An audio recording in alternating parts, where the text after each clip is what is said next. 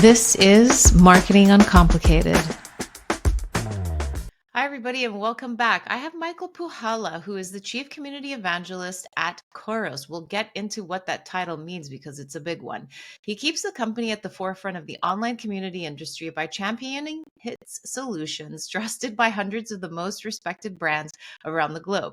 With over a decade at Khoros, he has held roles including VP of Solutions Strategy and VP of Global Sales Engineering, contributing to the major product initiatives and shaping Khoros' go-to-market strategy. Between his tenure at Khoros, Michael served as VP of Global Pre-Sales at BillTrust.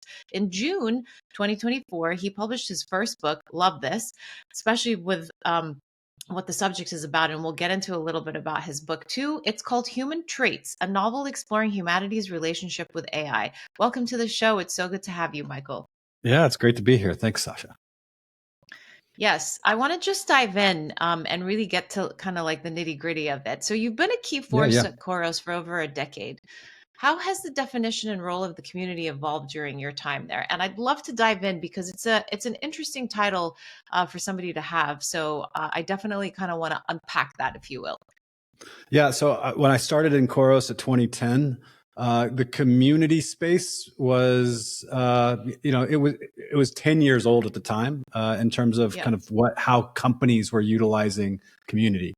And its origin story came actually from gamers who wanted to create a community for online professional gamers in the late 90s. That spawned somebody from Dell reaching out and say, hey, we're interested in licensing what you built for this little gaming kind of community.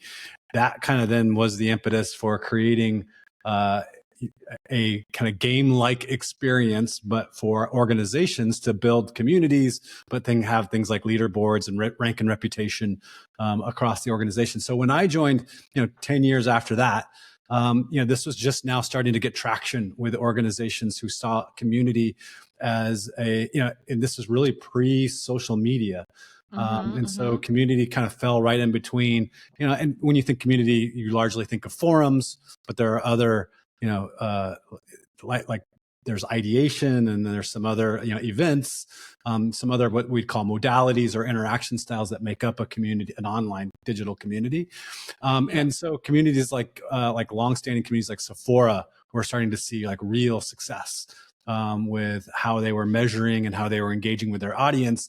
And then, of course, social media came in, and then there was this kind of interesting, not battle for, but brands just started to see kind of what it meant to have a brand owned, controlled, where they own the data. Versus kind of outsourcing that to some other organization to control the user engagement. So, of course, brands have those strategies, but communities is just another pillar of that strategy. Yeah, no, I love that because and thank you for kind of taking it a step back pre-social media, because I think that a lot of the maybe interest in the spawning of like social media was in my humble opinion built on these types of communities, right? I mean, it's the gathering of folks on different types of platforms, and there's multiple. You can't just call social media a community. I mean, there's so many other different types of platforms that folks are building communities and continue to do so just based on really what the end goal is, right? It's true. Yeah. And based on your outcome, based upon what you're looking to do, and then, from an organizational standpoint, communities have been just something where they've, where you can thrive, in and around, again, a brand owned experience. Yeah, totally. So going back to your title of Chief Community Evangelist, what does that really look like from a day to day? And, how does that shape sort of Chorus's like go-to market, like motion? Yeah. So, I'm kind of the public face of the company in terms of how we, bring our market to solutions. So, kind of primary public speaker, but also try to bring thought leadership into the organization on where is the community market? Where is it going?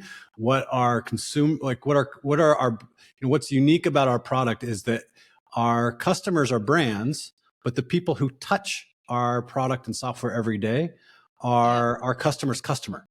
And so what are they asking for and how to engage with the brand? Yeah. So my mission and charter, if you will, within the organization is to bring kind of the market feedback and what our expectations are back to the company and help shape that product, but then also help brands understand what community can do for Yep. their organization. So I cut my teeth in sales engineering and been on the technical side of the product. So I really know the product and the solution really well. As a chief community evangelist, it's really kind of to espouse the benefits and the outcomes, not necessarily the technical, how do I, or, what does this feature do, or what does this function do of community, but really focused on the outcomes that a brand can achieve vis-a-vis a community. Yeah. So your position obviously is at the intersection, potentially, like, sales, engineering, solution strategy, marketing, PR. How do the pieces sort of connect? Because I love that you talk about like the customer's customer, and really, trying to like uncover, what does community really mean for us as a company? And it's really, keeping our ear to the ground to understand like what folks are saying. But talk to us a little bit about how your role and your team's role kind of infiltrate into the different departments, and the usage, which I think is truly important as to like the value that you bring, because community is everything today. I mean, let's not push that to the wayside, because I think even before COVID and boiling into COVID, more folks are wanting to be a part of, companies in essence, from that standpoint. So it's, how is the value of community that you bring into sales, into engineering, into marketing, into PR, and so on and so forth? Talk to us a little bit about that Yeah, I kind mean, of, circular motion. it's interesting that you bring up the COVID situation, and then kind of what your community really kind of had a bit of a renaissance or revival moment after COVID, because brands had to think about different ways to engage our audience. Yep. Yep. One of the obviously standouts that came out across community was Zoom. And so Zoom, blew Zoom up just like in a took good way. off. Like, yeah, Yeah. like Zoom was in a really good space and trajectory when they were starting their community journey. But, obviously COVID changed their trajectory quite a bit. So the challenge that they had was, how do we scale support in this, like when they have so many communities, or so many new customers joining every day, and like Yep. scaling the technology and whatnot. So community was a opportunity for them to, to scale. And the primary use case where community is utilized, particularly around larger brands, is around support. Because rather than, me calling opening up a support ticket, calling support, or sending email, which all takes cycles within the organization's brand and takes, time and money. Yep. Yep. What if I can just get my answer in self-service through as easy as a Google search, or go onto their website and search on their website to find an answer with the same problem or question that somebody else has. And so the primary use case that has driven, I'd say 70% of the value that community provides, is how Yeah. brands can save on kind of cost savings in a self-service option for how users find support, find answers to their questions. It's not just break fix though, because if you think about maybe like another, like Microsoft Power BI or an Mm-hmm. AutoCAD by Autodesk, it's not, hey, I have a problem. It's, how do I do this better? And this is where Yeah. community really thrives. So Yep. it's not really a support case. It's, how do I get better at my craft? Yes. Yes. And so community is really, really good, because you're not I'm listening to other peers in this particular area, whether it be, again, like business intelligence, or even Sephora, Mm-hmm. like the Sephora beauty talk community. It's, it could be something to like, as what's the best mascara for when you work out, or Yeah. I'm trying to create a smoky eye Yeah. effect. How do I do that? I know Yeah. more about beauty than maybe I need to, based upon how much time I've This spent on is the Sephora amazing. I mean, community. no, you've done your research, which I love. And it's like, this is what I always go back to. It's like you can borrow from other industries and you don't need to be just focusing on. And I'll get to another question, but please continue. I love that you know all of this about Sephora. But I mean, but that moves to a more of a marketing use case. So like, okay, Yes. we shift from support, which has been a bread and butter value creation outcome for a community, all the way over to the kind of the marketing and marketing, not for marketing's sake. And so this is where community is a little bit of a Trojan horse for marketers. And why I say that Yes. is because it's a data treasure trove. What you don't go on to a community for as a member is to be marketed to. It's not what you're looking to. So where marketers have to be careful is to that blend of, keeping the voice of the customer active and not marketing to them. But how can we learn from this? How can we use this community for R&D? How can we use them for the voice of the customer, for their customer satisfaction, for net retention? And so if we think of, one quip that I have is, if we think of, kind of the ad budget as a treadmill, think of community as more of a flywheel of that. And so, so marketers, can really learn a lot from the community. They can also, they can engage with the audience to just, again, understand the community a little bit better. But then they can also just do a bunch of analysis on the data. Like, so again, going back to the Sephora would say that their community members spend 2.5 times more than their non-community members. Their super fans or super users spend 10x more than non-community members. And they why do they know this? Well, because they've tied their loyalty program and the community registration, and they can tie the ID together so that they can do some really sophisticated analysis as to like what the spending online or even in store, because they're using their loyalty ID, and they can tie that to community behavior. So that becomes an interesting use case from a marketer standpoint. So from a net retention perspective, sometimes Sephora gets the question is it causation or correlation? These are already active users. So wouldn't they be spending the money at Sephora anyway? And I can tell you it's a little both, because if you go onto the Sephora community, there are dozens and dozens and dozens every day of recommendations of products to use based upon your situation, what you're looking for, your skincare regime or whatnot. And so I guarantee you there is a referral component and kind of flywheel happening, but also because they're engaged with the brand, maybe that just also helps with the loyalty as well. Sephora's goal is to own the beauty conversation on the web, and they've maybe earned that right. Maybe some other brands haven't earned that right to own their category like Sephora has. So sometimes Sephora is a little bit of an outlier in that, but we have other, again, Zoom, captures that audience really well, and they know that they can get support on the community. Yeah. No, I love that. I mean, let's take it a little further, because you come from like a heavy B2B background, and I want to really dig into the difference between community within B2B and B2C. And, I love that you bring up Sephora, because it is, I always say, take from other industries. Don't just focus on, one track of like what your competitors are doing in your industry, but it's like, look outside. What can you learn? What can you garner? What can you gather?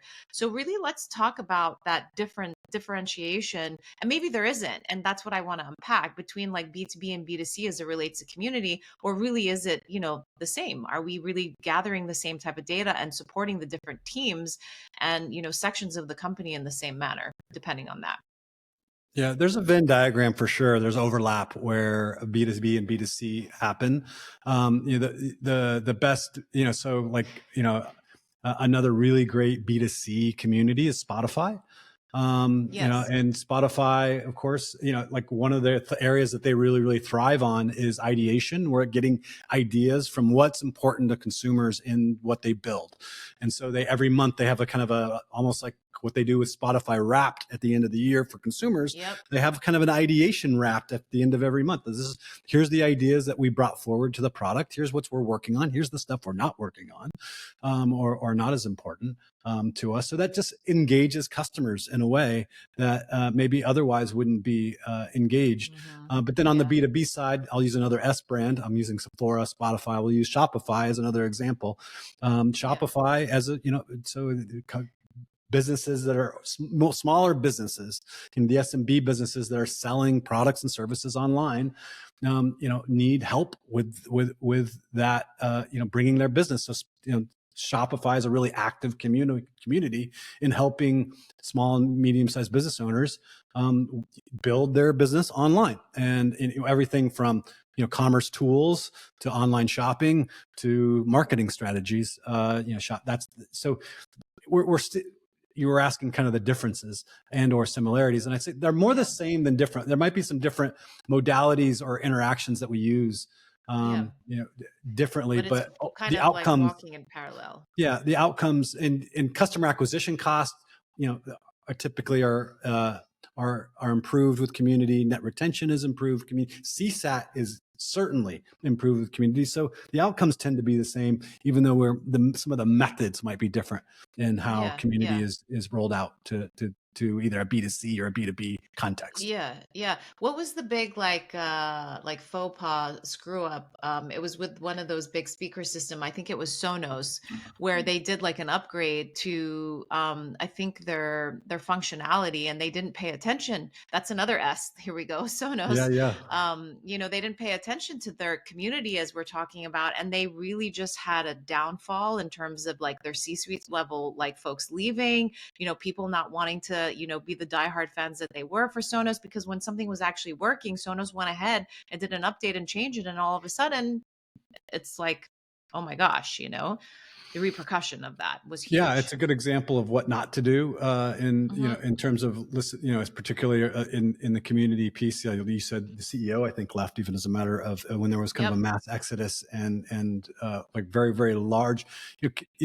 The one thing about community is you're giving your customers a larger megaphone. And so if your services or your particularly your customer service is not good, community doesn't fix that. It Yeah. amplifies it in a way. So Southwest Airlines, to use another S, community, Yeah. This is utilizes great. community in that way as well. Is like, okay, when you have Yeah. a bad, but so where brands can learn is community is a great place just to be transparent with your customers and to like, oftentimes if there's an outage, for example, with Southwest in their systems, they'll go to community and they'll explain exactly what's going on and when they can expect that outage to be, to be rectified, whether it's on southwest.com or whatnot. So, Yeah.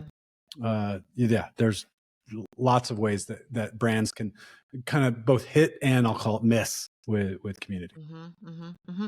I love that we've been really focusing on community, being that support channel and really being a strategic lever when it comes to, helping executive teams move from talking about community to actually funding and activating it.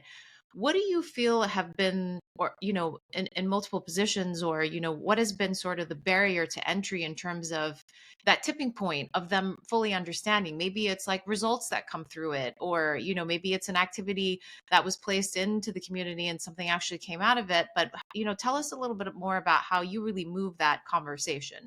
Yeah, I mean, so oftentimes community is thought as a really large thing to manage, and maybe needs a team, and in Yeah. some cases it does, but oftentimes that can be, for example, Khoros offers services to help run and manage your community. We can outsource moderation to crews. So sometimes while you do need a team supporting the community, it doesn't always need to be in house. Yeah. And so that's it. Or, again, it's relative to the size of the community. So if you're a medium size or an emerging sizing company, you can get, Spotify runs their entire community with 3 full-time folks. Yeah. And, considering whereas somebody As like big an as they Alteryx, are. I'll venture away from the S's.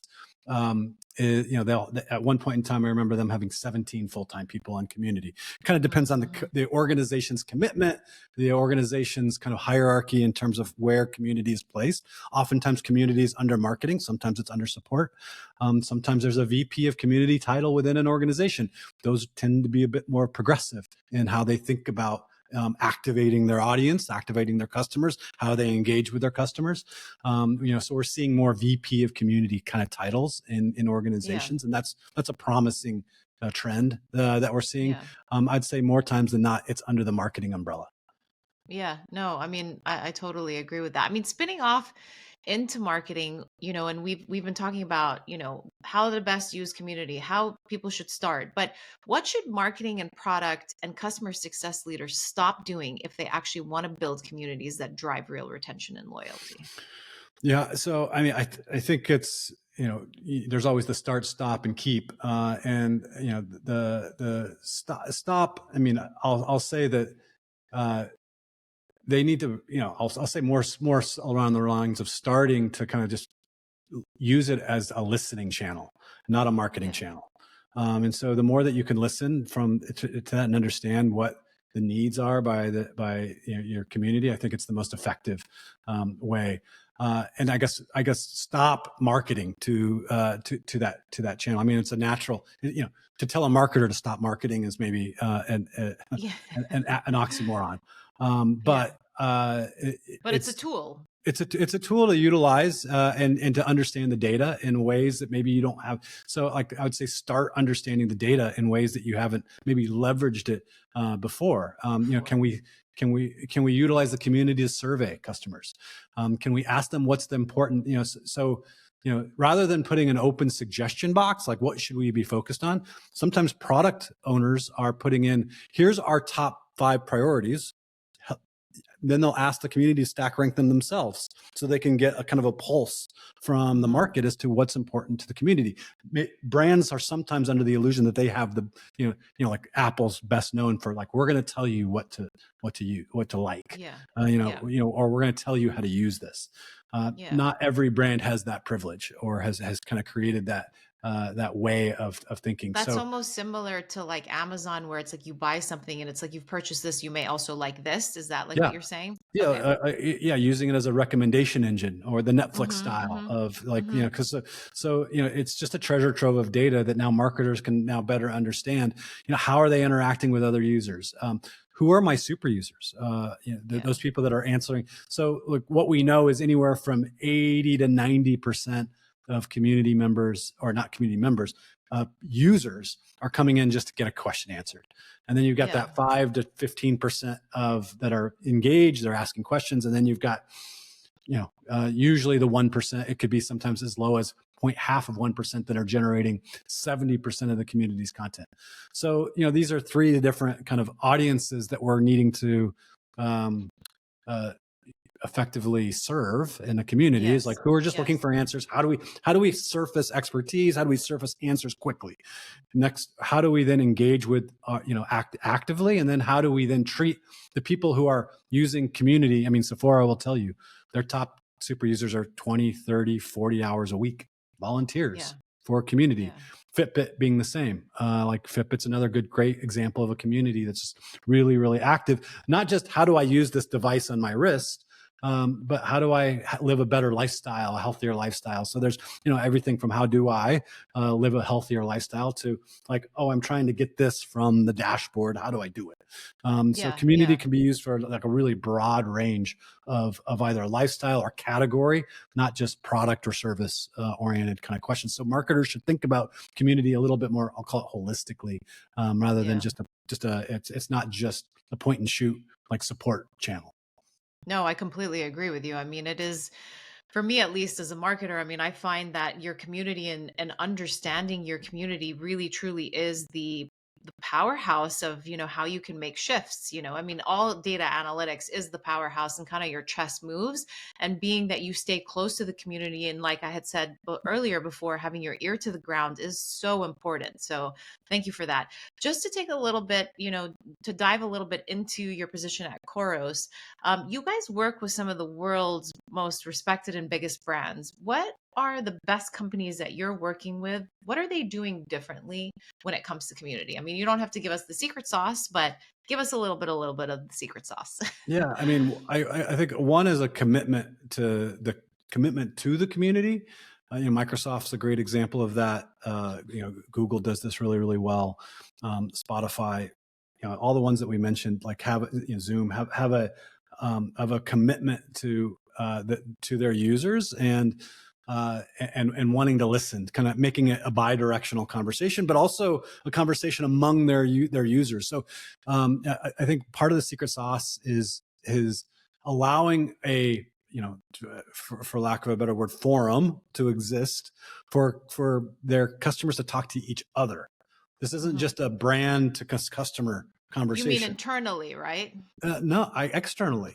Externally, okay. Yeah. So so I will trust my peer that's Yes. having the same, more so than I'll trust the voice of the brand when it's maybe making a recommendation. Unless Yes. it's a highly technical question that maybe only the brand can answer. But oftentimes I'll get the best advice from other users of this. So don't think of community as a brand to consumer or customer conversation as much as it is a customer to customer conversation, allowing that sometimes when a customer comes into the community to complain,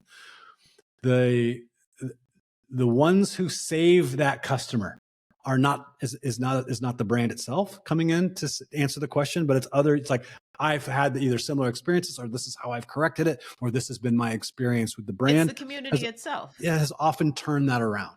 Yeah. And so, and that will provide a little bit further trust and transparency when I know that I'm going to be participating or engaging with like-minded users that are Yeah. that are after the same outcomes.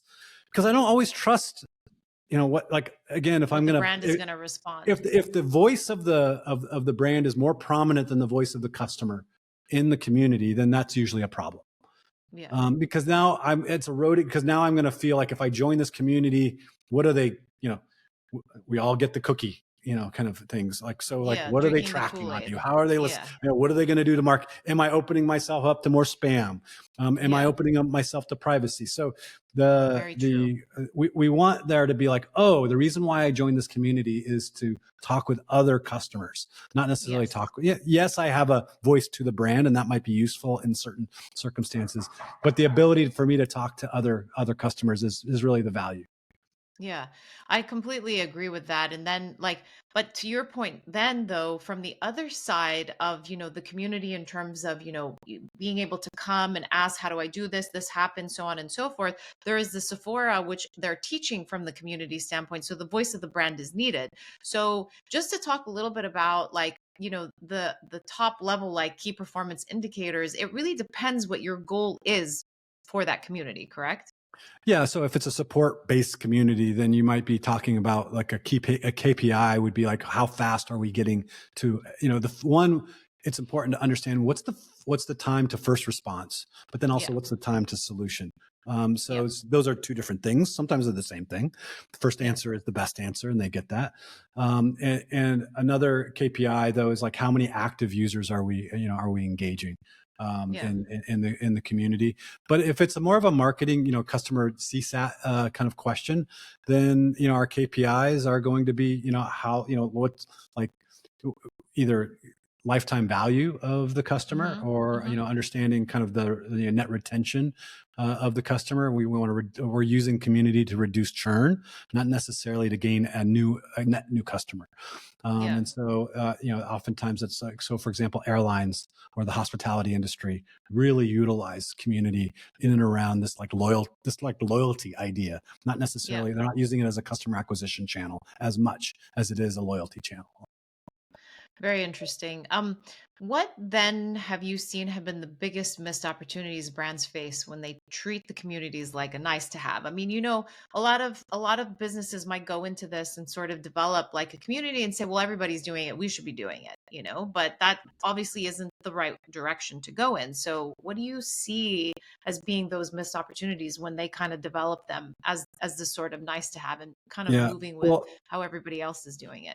I mean, like most people, marketers tend to want like immediate satisfaction. They're like, oh, if I spend this much money on ads, I get this Yeah. much money back, and it's Yeah. immediate. And if I turn that off, then that value turns off. Community is a long tail investment, and so oftentimes it takes a little while to build. So, for example, 70 to 90% of a community's traffic is based upon SEO, organic SEO value. Okay. And so, this isn't based on ad spend. It's not based upon, like, we can't.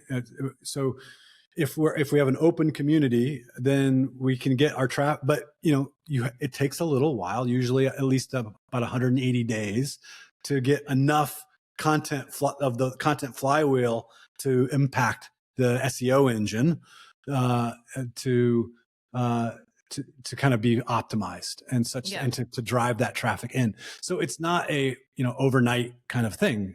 And then the older and more mature communities just build and build and build more of a for value. And then oftentimes they build a competitive moat, because they have so much more value, because so much content is available. And community hits a lot of the checkbox of the algorithms that search engines like Google, around timeliness, activity, user engagement.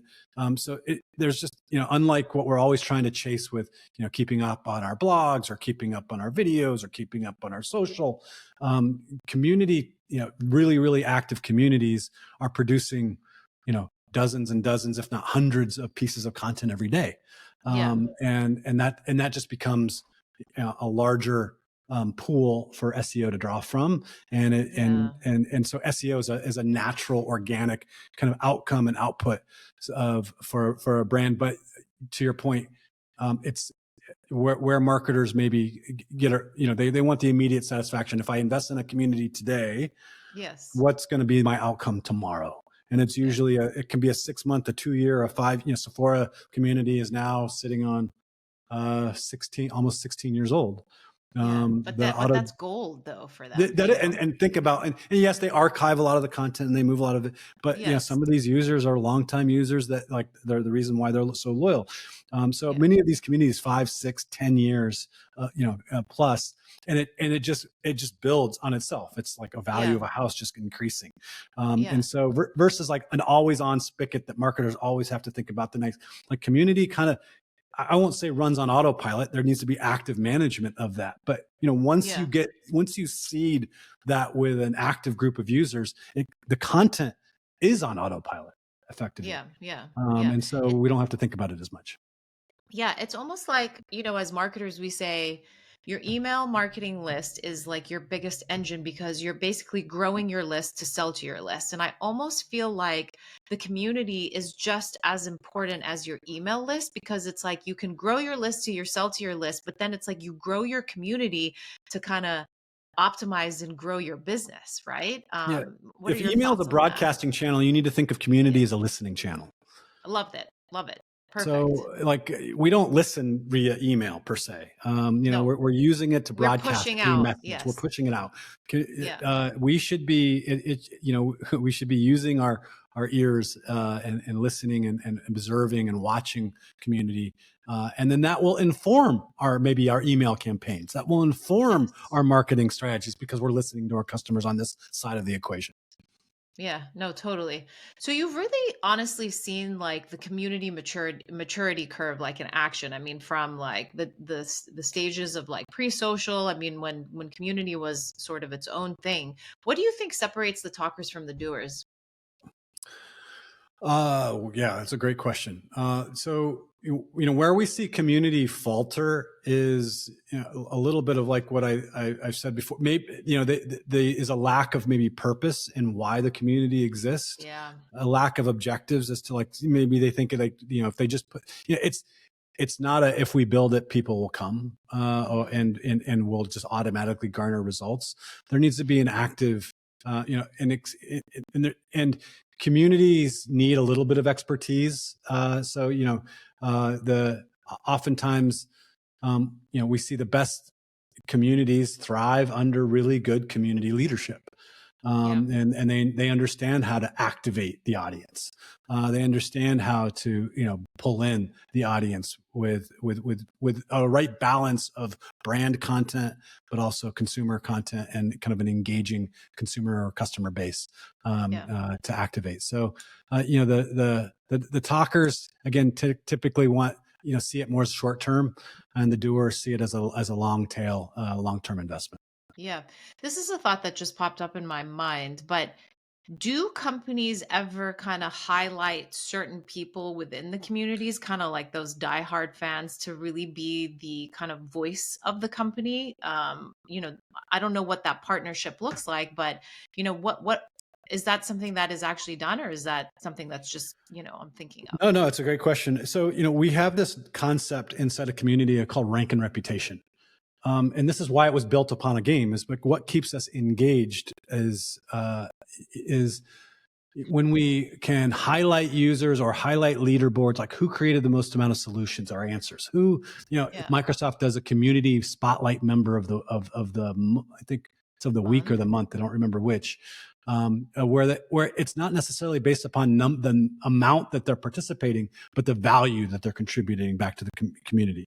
So it's not always the people who are the most prolific answerers or who write the most amount of content.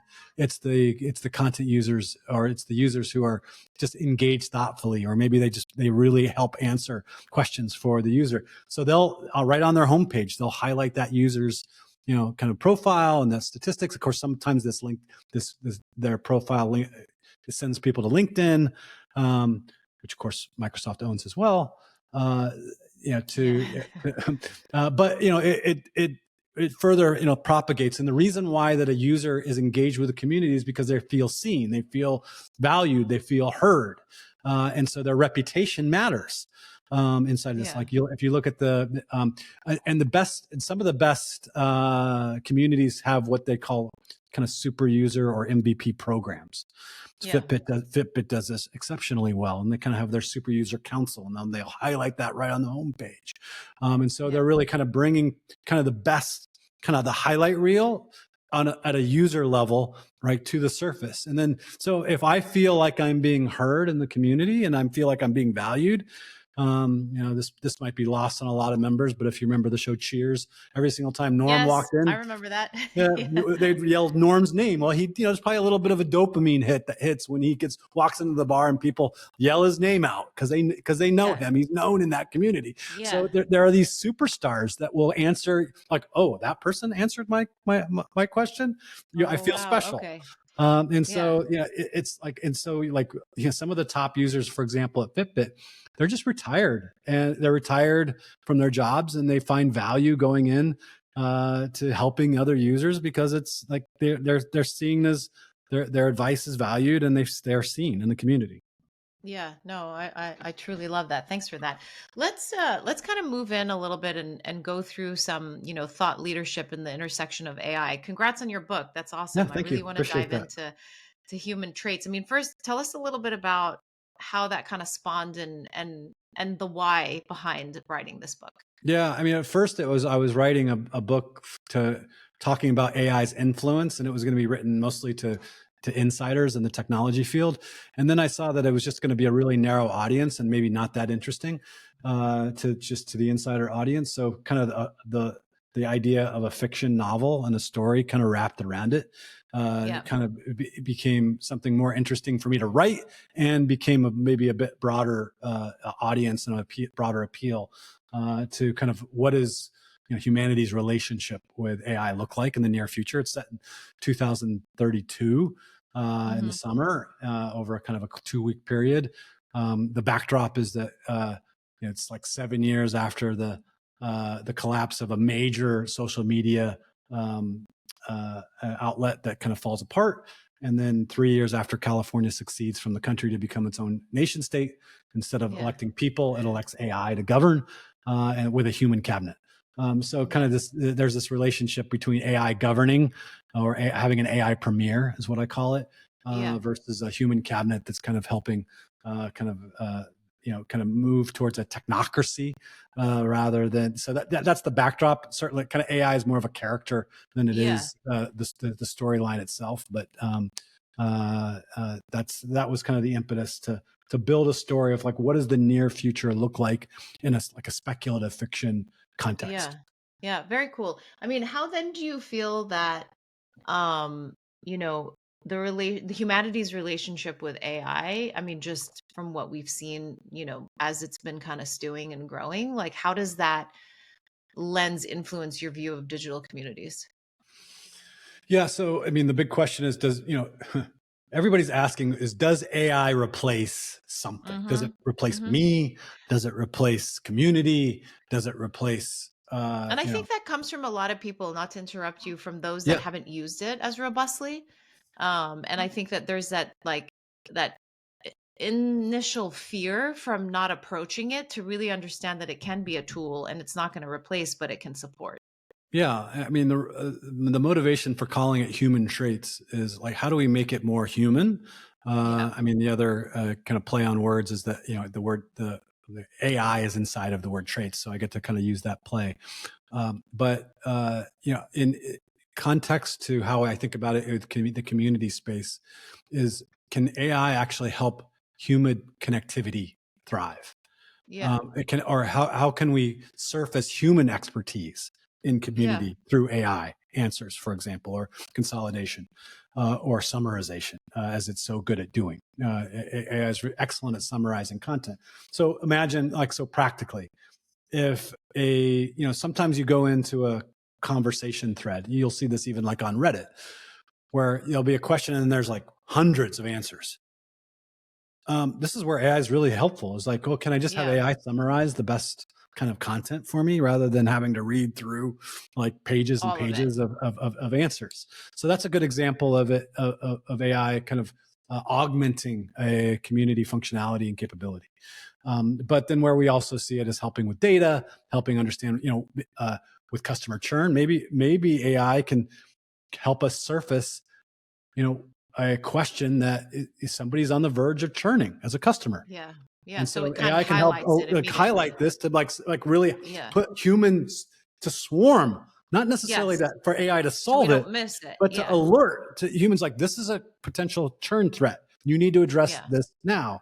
So how Yeah. does it help prioritize some of this content that's coming through that maybe we don't catch on the Yeah. human side of moderation, or because we're not going to be able to catch every single post, every single thread that For happens. sure. Yeah. Are you guys currently incorporating generative AI into your communities? Yeah, we are, and it's heavily dotted on the roadmap in terms of on the analytics side for sure, on the summarization side. That's what we're going to be releasing here, relatively soon in the marketplace, and then where it could help in kind of automation around some of that moderation. So kind of analytics, moderation, and then some forward-looking things is it can actually write some of the knowledge articles that are Responses. based upon Yeah. community conversations. What we know now is that community, AI needs community more than community needs AI, meaning Yeah. that communities are helping to train AI right now. And so Yes. oftentimes Yes. when you ask, Yes. if you look through the citations, now we're seeing more and more citations happening in our answers from AI that's getting its answers from humans that are answering content that's in the context of a community conversation.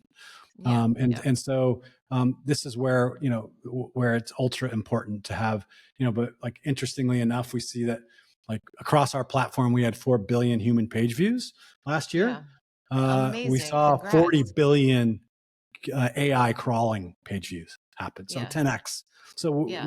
and this is It's aside from increasing. search engine crawling. Yeah. So there's just really, really large numbers that are happening. So we know that AI is using community as a training set. Mm, I like that. I mean, that just really is showing you, how it's continuing to grow and really the value of it. If you could redesign a typical enterprise community playbook like from scratch, what's the first thing you would throw out? Throw out of the playbook. Yeah. Yeah. That's a good question. I mean, you know, from a marketing standpoint, I think, you know, I just came off of a Forrester Summit their B2B summit here in Yeah. Phoenix a couple of weeks ago, and they talked What's the about Forrester Summit? Just to give uh, us a little bit oh, of background. Forrester's an analyst company that works with Okay. mostly B2B companies. Yep. And they talked about the death of the MQL, or the marketing qualified lead. Like Okay. MQLs are kind of the bane, or like it seemed like a stalwart of marketers' KPIs. And Yeah. so I think where they were being maybe provocative is that the context oftentimes is lost in the in our pursuit to get to generate leads. You know that the MQL is the kind of the all encompassing number, or the marketing Yeah. qualified lead. Like, okay, we generate this much leads for the business. I think maybe the more important output of that is like, okay, rather than relying on the MQL, is like, okay, what's the conversion rate of the of those Yep. leads? How often are those generating to not only um, sales, but also satisfied customers in that sense. So like, and how are we doing around targeting of that? So I think kind of the one thing that AI allows us to do, one thing that I think the technology that's improving is just becoming more personalized and becoming more targeted. And like, I think we all see this every day with Instagram. Like Instagram tends to read our mind because it's targeting exactly what we want, because it's reading our web It's not history, just it's reading reading our our mind, it's and hearing listening us. to our conversations and all these Yeah. other things. And so, but at the end of the day, like I also find it like, well, a lot of that is useful. Yeah. It's better than being, getting these ad messages that have no bearing as to what, or no Yeah. interest, whether I click on them or not. At least I'll call it pertinent or relevant to the context. Like Personalized. if I start, Googling, trips to Iceland. Yeah. Well, it's amazing, or if I start talking, right, even the fact that I'm talking about it, I know it's going to be hitting my feed in the next 24 hours. Yeah. There's Yeah. all kinds of like promotions and trips to Iceland and, group Yeah. deals and all these other things.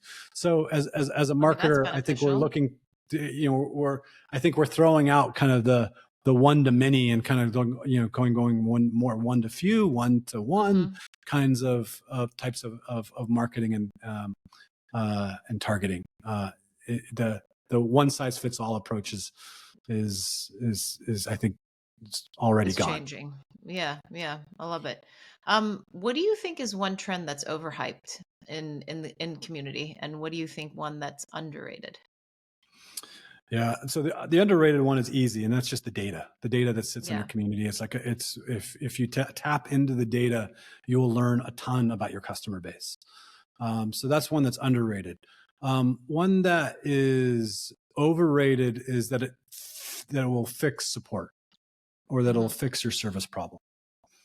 Just engaging your users is not like clearly, if we have a customer service issue, or if our CSAT scores are low, community doesn't improve it. But so And just unpack CSAT. So for the yeah, audience. customer satisfaction score, Hmm. or Hmm. NPS as a net promoter score. So certain Hmm. organizations will either use CSAT or NPS. So a community on its own won't improve CSAT or NPS, Yeah. but it will give us a good indicator of where those are, maybe a more Yeah. realistic. So oftentimes, community leaders will have a community CSAT score and compare that to their CSAT score that's non-community members but are still customers. And it's really Yeah. interesting to see the dichotomy, or like the delta, because usually community members are more satisfied than non-community members because Yeah. they're more engaged with the brand in that Agreed. way. Agreed. Yeah. And they're more connected to the brand. So I'm probably digging a little bit into your product roadmap as we talked a little bit about AI, but what best brand communities will be doing in the next 3 years that most haven't even thought about? Yeah. So one is I this idea of AI federated search. So that's a technical term, but Yeah. like being able to pull multiple sources of content together. That's not just community data. It could be from from documentation. It could be from other knowledge based sources. It could be from maybe either outside of the of that. Just kind of like what we're utilizing. I'm hearing more and more people utilizing ChatGPT over Google. Like it's like I don't use Google anymore. I go to ChatGPT now, Yeah. and that, for my search. And so I think in a similar way, we're going to be I- seeing kind of AI agents, Yeah. kind of take over in terms of how, it's just a much more intelligent. Like we're familiar with the lower corner web experience of chatbots, but I Hmm. think Hmm. what we're going to start seeing is like those chatbots now become more AI agents rather than Hmm. something that's just a very kind of loose way to point somebody in the website. I think there'll just be a lot more intelligence to those, and that will be Hmm. community driven or community activated. Yeah. But I think another trend that we're going to be seeing is like community built into the products themselves. Like Hmm. QuickBooks are like a TurboTax does this today. But I think we're going to see more of it as a trend. So how do we build, um, for example, can an AI agent inside of my product pull answers from community to help a user real time in this case with their taxes. And so I think that's a really interesting, and you see on their commercial where they can pop in a bubble of a real time person helping you with your tax. Yeah. But that ultimately, you're going to use a community to scale your customer support rather than using your. So I think what we'll start seeing is using community to help scale Yeah. operations of an Yeah. organization more than just needing to scale it through staff. Yeah. It's funny that you say that, some people are using ChatGPT more than Google. And I think the way ChatGPT is kind of like more trained is to respond to the question versus sometimes I think you have to have the certain keywords within Google for it to kind of leverage, right? And when you just prompt a question into ChatGPT, it kind of does the research for you and it comes up a lot faster. And you have to ask Google a couple of times. It's not trained in the question answer format like ChatGPT is. So I think at least that's been my personal experience with that. Or it will mention things that it will like the next best question to ask, or have you thought Yeah, about this? Or it will ask a question back for clarification. totally. And so I think Hey, I having didn't this, really understand your question. Can yeah. you clarify this point? Or you're right. You're right. So, because oftentimes our search engine, interaction is not conversational. No. It's just it's one way. Whereas this is where I think the AI models, whether you're using Claude or you're using even Gemini, Yeah. or ChatGPT, it's a more conversational. It feels more natural. Some Yeah. ways it feels more human. For that we have these, rather than a search engine just going out and getting answers, it feels like we have an assistant that Yeah. is now, Almost. that's aiding our everyday life. And I Yeah. think communities will benefit from the same kind of assistance Yeah. that's happening. Yeah, no, I like that you said it's almost like having an assistant. It's true because I actually just came across another AI tech company that is building, you can have these varieties of different assistants. And I'm like, well, ChatGPT can do it all. They just haven't positioned their marketing the way you have, but essentially it's the same thing. You're just wrapping it in a different format. This has been so insightful, Michael, and so rich in terms of just diving in deep into community. But I do still have a couple more questions before I let you go. Sure. What communities are you personally part of that brings you joy Yeah. So I outside of what you have to monitor for work, like Sephora? yeah. So enthusiast communities kind of come up, and so Yeah, I have a couple of hobbies. I'm into coffee a lot. yeah, Um, I'm involved with the what is Google's Maps community, which so these you'll often, like, when I'm in a new city, I'll search Google Maps for yeah. for a coffee shop that I want to look for. And of course, then Very what will cool. I happen didn't know will that. be, what are then I'm looking at reviews of those coffee shops. I'm looking at Yeah, pictures of what those coffee shops are. So, that informs me as to okay, like I'm not looking for the Starbucks experience, for example. I'm looking yeah, for more of a boutique, local flavor, local business that isn't more of an artisan experience. Photography is another hobby of mine.